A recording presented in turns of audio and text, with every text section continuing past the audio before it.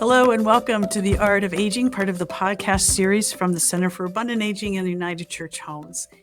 I so enjoy having conversations with others as we look at what it means to age in the 21st century, encouraging positive and empowering conversations that challenge, encourage, and inspire all to age with abundance. Today, I have the joy of welcoming Leanne Clark Shirley. Welcome, Leanne. Thank you so much. It's so nice to be here. Dr. Leanne Clark Shirley is a social gerontologist with strategic planning and relationship building skills. They're like her superpowers. She's a native of Northeastern Ohio and a graduate of Miami University of Ohio. And she currently serves as the CEO of the American Society on Aging and recently, very recently, moved to Maryland from North Carolina. So glad you're here.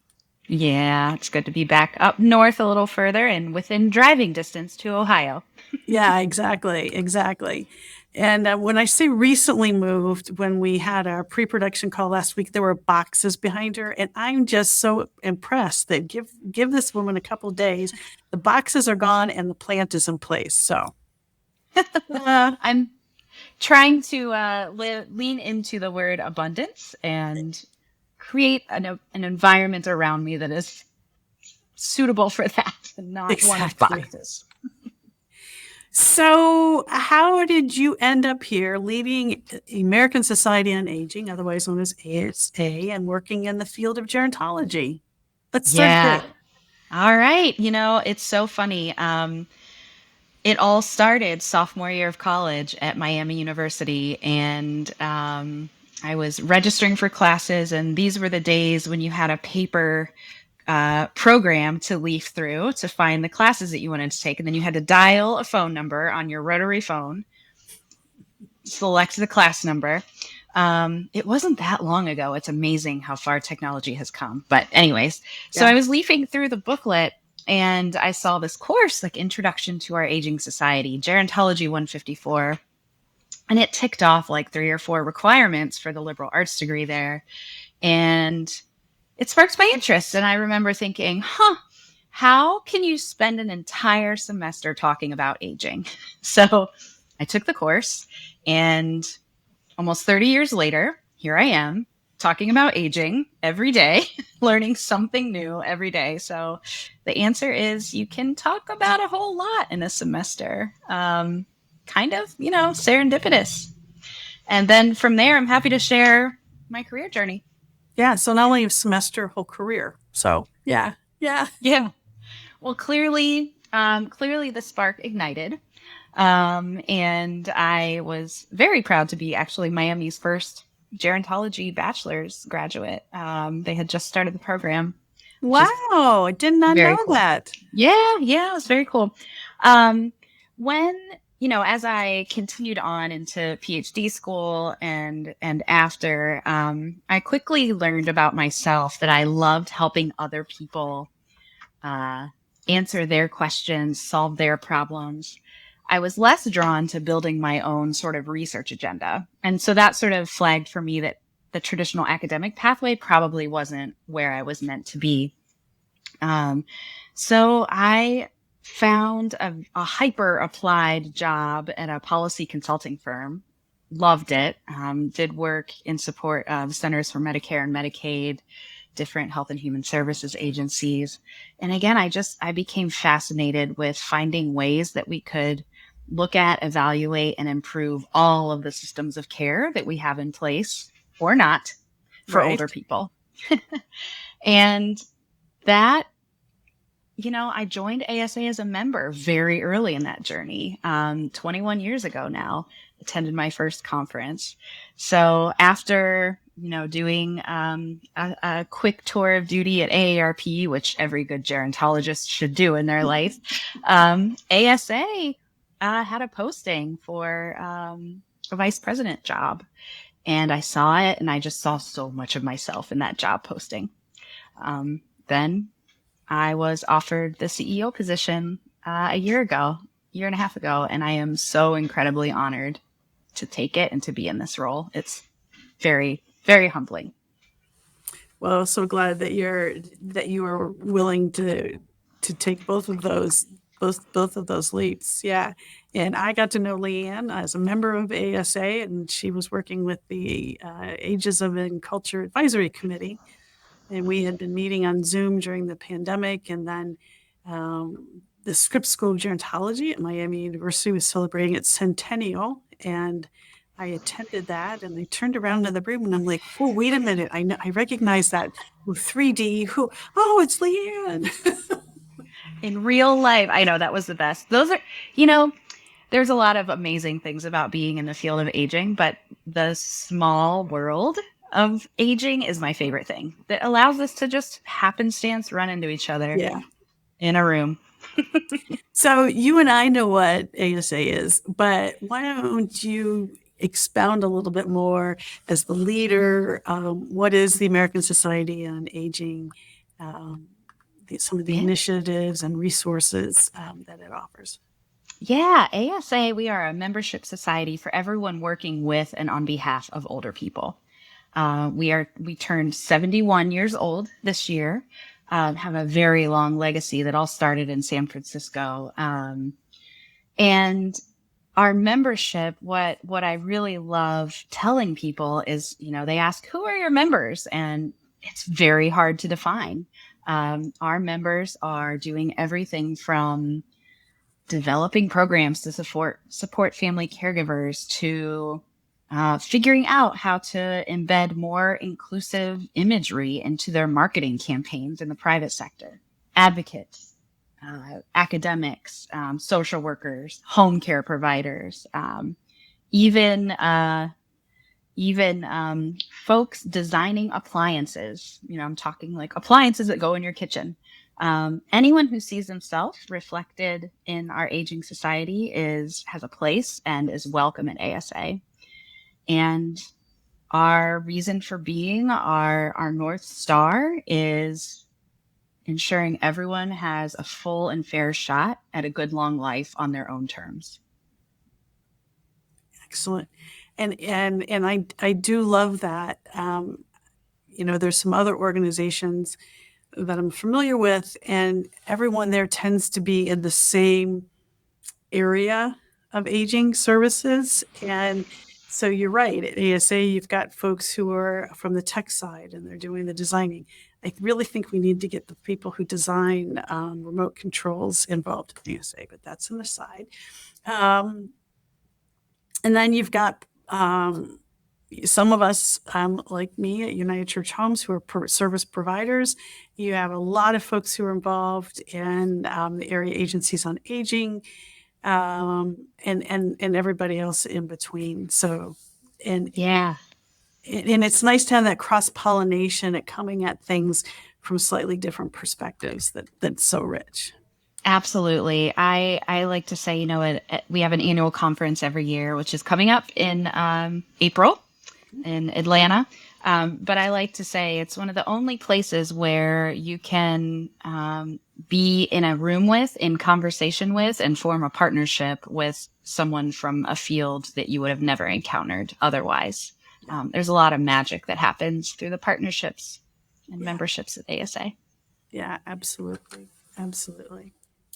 So aging is one of those things that we all do every single day. day. So how can we use this universal experience to bridge divides? Divides that happen between generations, political divides, even those who are lonely and those who are well connected.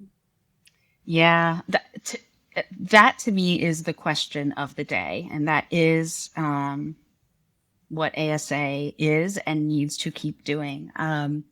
We Aging is a universal issue. It should be always a bipartisan issue. It should be a nonpartisan issue, really.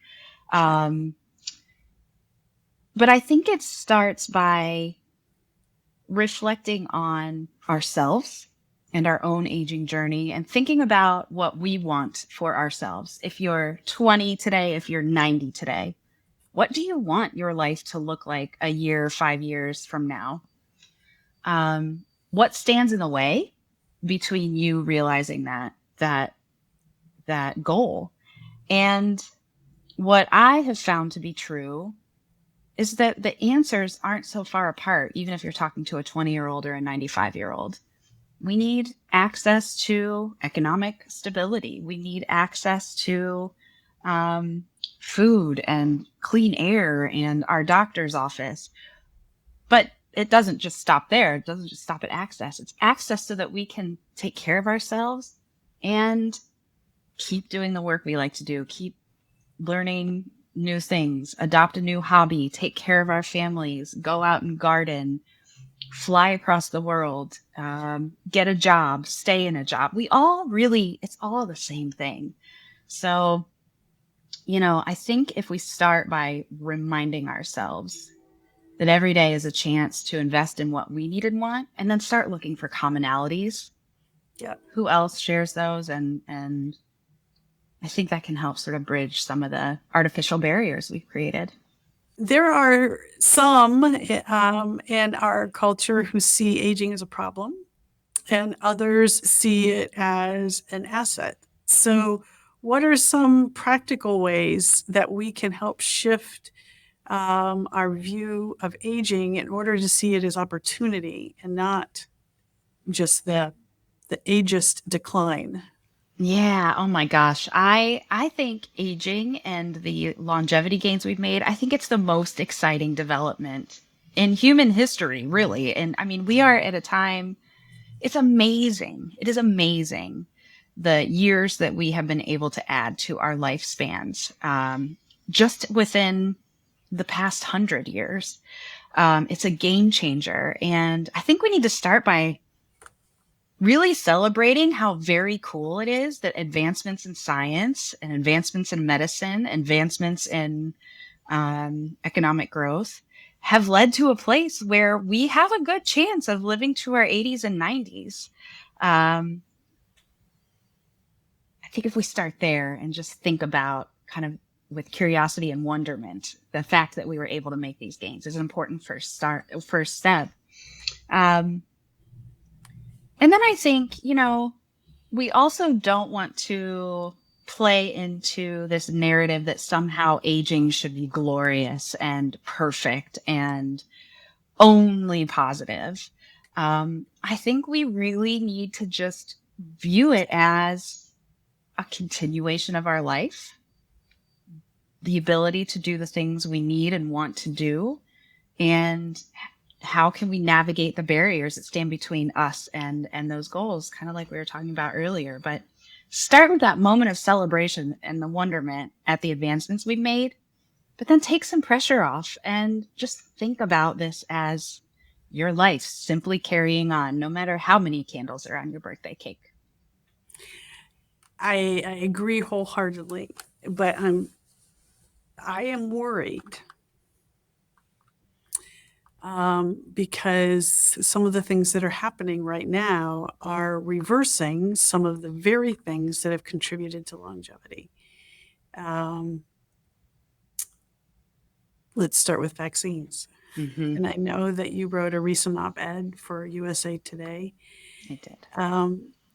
How decisions like childhood vaccines and not recommending them through our national bodies.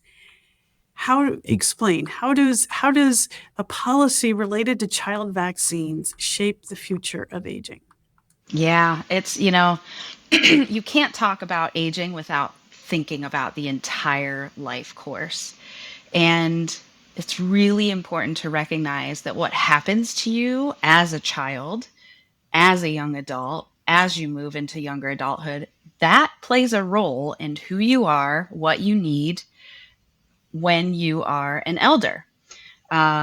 So I'm concerned too for two reasons. Well, at least two reasons. I'm concerned that if children today are not getting the vaccines they need to live full lives, they will never have the chance to become an elder. I mean, that's the reality that we're talking about here. I'm also concerned about sort of the politicalization of science and medical care. Um,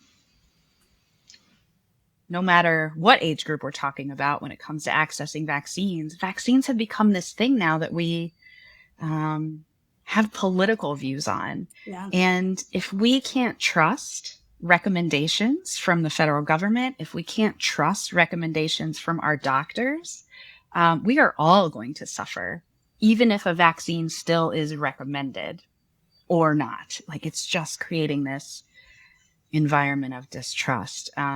And that will harm, that will affect the actions and behaviors that we take. Yeah. And those in turn will affect our health immediately and then down the road.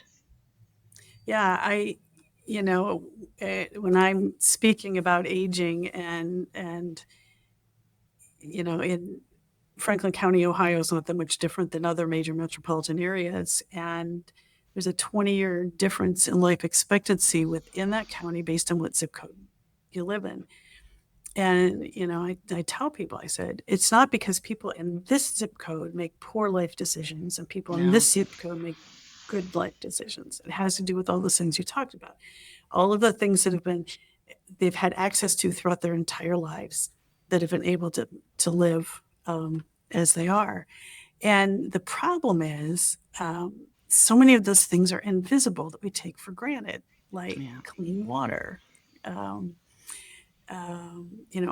all the aspects of public health, having sanitation systems, access to education.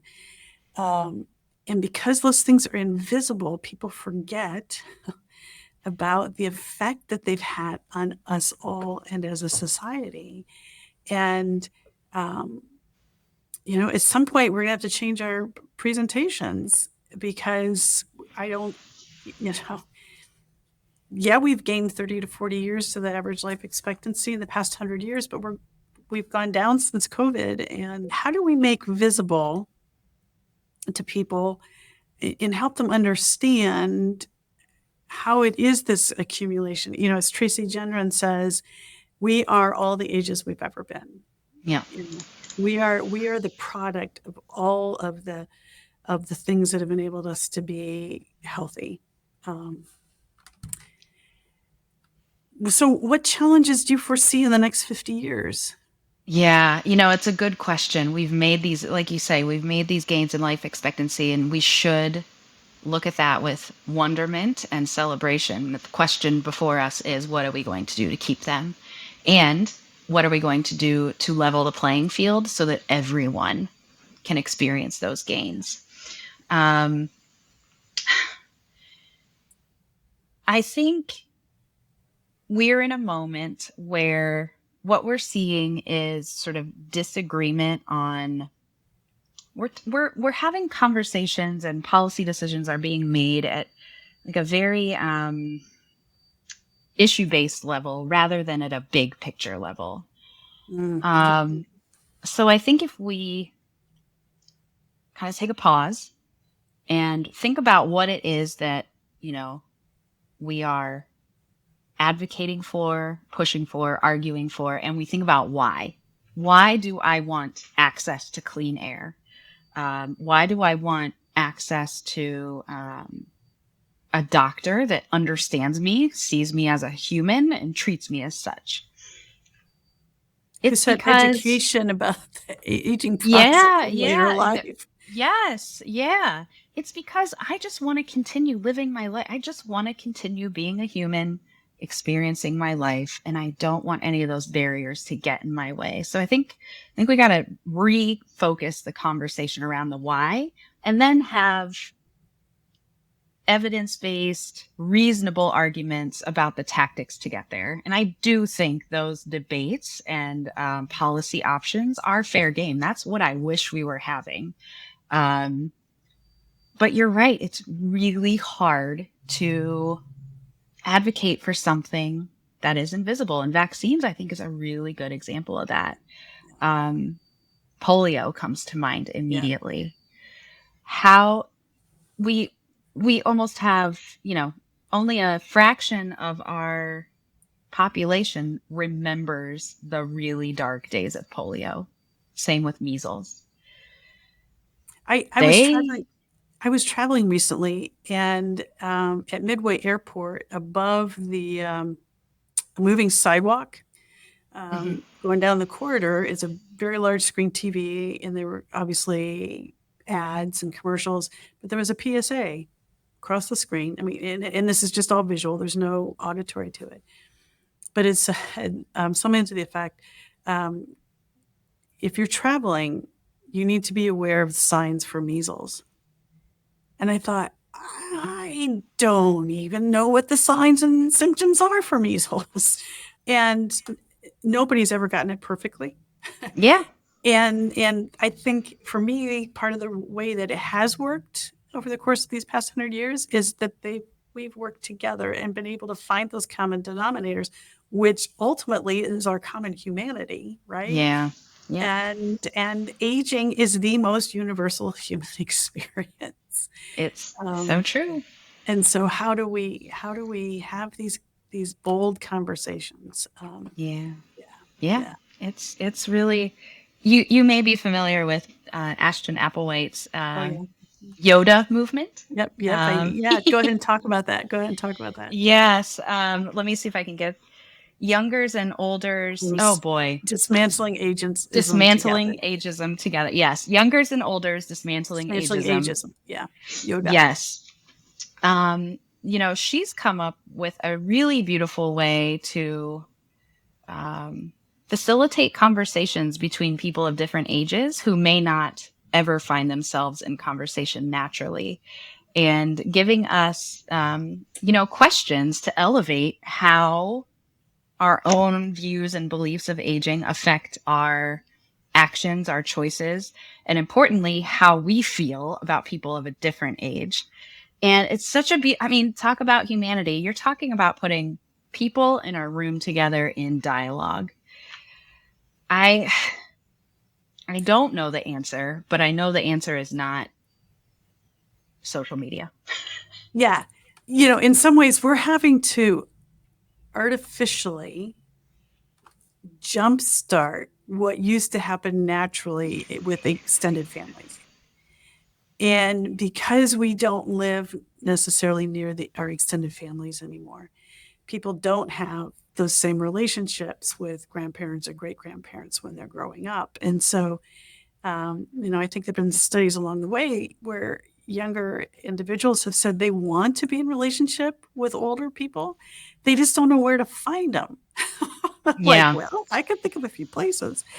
And I think that there are a lot of older individuals who love to be with and have conversations with younger individuals, and they're just not quite sure how to have a conversation with them.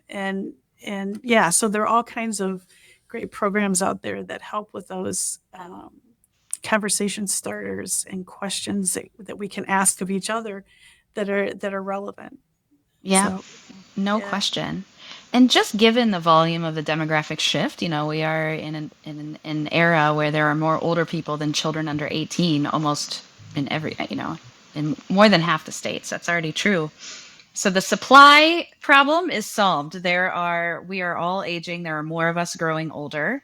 Um, Finding, opportunities is getting easier. And I don't know about you, but I'm seeing it happen organically just in the community too. I was in a coffee shop the other day, and just, an older couple who were regulars came in, and the barista came over and was just catching up with them as if they were, there was no age based yeah, segmentation or segregation happening. I think it's starting to happen more and more, but it's important for organizations like both of ours to do what we can to make it normal and comfortable and easier to do. yeah, absolutely, absolutely. And again, to find those Yeah. common conversations. Yep. I know Common younger adults feel conversations. invisible. I know older adults feel invisible. Yeah. We could go down the list, but yeah. Yeah. So there is definitely enough work to do. But if you had to choose one bold change that you hope society would embrace to make longevity more fulfilling for everyone, what would you choose? I would choose to wave my magic wand such that every sector, every agency, every industry was thinking carefully about how aging intersects with the work that they do, taking a look at the people they serve, the products they build, the services they provide, and making sure that older people are able to see themselves or, appear in marketing or whatever the case may be. Look not at chronological age, but look at what people want, what people need, what people expect. Yeah. And you got that magic wand, didn't you, when you took this office? I don't know how magic. It's a wand. I don't know how magic it is, but we're trying. We're trying. Um, we could continue to talk for a long time, and we will have other conversations. But as we bring this podcast to a close, you have been forewarned that there are 3 questions that we ask of all our guests. So the first one: when you think about your own aging, what has changed about you, and what do you like about your older self? I What I like most about my older self is that I can so clearly see the face of my grandparents in my own. I get a little emotional when I talk about that, but Mm, I will see myself make an expression that is an expression that I've seen on my grandparents' faces, and I love that. Um, what's changed about me is an even more relentless pursuit to change things for the good. and what surprises you about what you're doing at your age right now? I would have never thought that I would have the opportunity to speak to as many people as I am able to about what is so core to my mission as a human on this planet. Um, I'm humbled by it every day and love sharing my my commitment and my vision for a society that doesn't use age as a barrier. You are called to this vocation. It feels that way. It feels that way. And finally, the last question: is there someone that you've met or someone who's set an example that inspires you to age abundantly? There are so many people. The person I'm going to pick is Helen Dennis. Uh, Uh, she's an ASA member. I'm going to get emotional again. She's been a leader in ASA. She's been a vocal advocate for age inclusive workplaces her entire career. She still writes regularly for major national outlets. She started a movement, a renewment, not retirement, yeah. but renewment. And Mhm. I just love that. I want to be Helen Dennis every day. she, She's a movement. She inspires movements, and is very humble about that. When I try to point that out to her, she's like, "Oh, I just had lunch with a friend." And I know. Yeah, yeah, she's incredible. And I want to be Helen Dennis when I'm older. And by older, I mean tomorrow. yeah, exactly, exactly, exactly. Well, thank you, Leanne. And if anybody wants to be in touch, where can they find you, or how can they find out more about ASA? Yeah, look us up on the web. We are asaging.org, AS Aging. Our conference registration will be opening up in any time now on October 1st. So if you're interested in joining us in Atlanta in April, we would love to have you. We will be talking all things abundance, whether it's policy or social programs or meaning or getting into good trouble. And if you want to connect with me, I'm on LinkedIn and love meeting new folks more than anything else, really. And the fact that registration opens on October 1st, just invite everyone to remember that October 9th is Ageism Awareness Day. And that is a movement in the United States that has been fueled by the work of ASA. And this is the 3rd year, 4th Mm-hmm. year, and it has really taken off. And thank you, Leanne, to you and ASA for helping that to make that movement happen. And Helen was a part of the leadership of that, as a matter of fact. It's yeah. Chair of that committee for the first time we kind of took that Oh on. yeah. So. And thank you for the really foundational work you've done. For listeners who are interested to learn more, we have an entire webpage devoted to resources you can use to get out in your community and dismantle the myths about ageism and advocate for a life that is not impeded by these artificial age-based barriers. Yeah. And the great thing is that those resources just continue to grow from year to year. We update the facts, and so yeah, that's a whole other Did you podcast. do did you do the first fact sheet? You did, didn't you? I did, yeah, Yeah, I love that fact sheet. I use it all the time. yeah, yeah. I know how to Google things. Well, if you would like to participate in additional conversations around this theme about aging, aging well, aging abundantly, invite you to check us out at abundantaging.org. In October, at the end of the month, we usually do this closer to Ageism Awareness Day, but we couldn't get the venue. At the end of the month, on October 31st, is our annual symposium, Igniting the Creative. I can't remember what the title of it is. It's all about creativity this year, and it's the aging superpower is what we're calling it, and it's in person or online.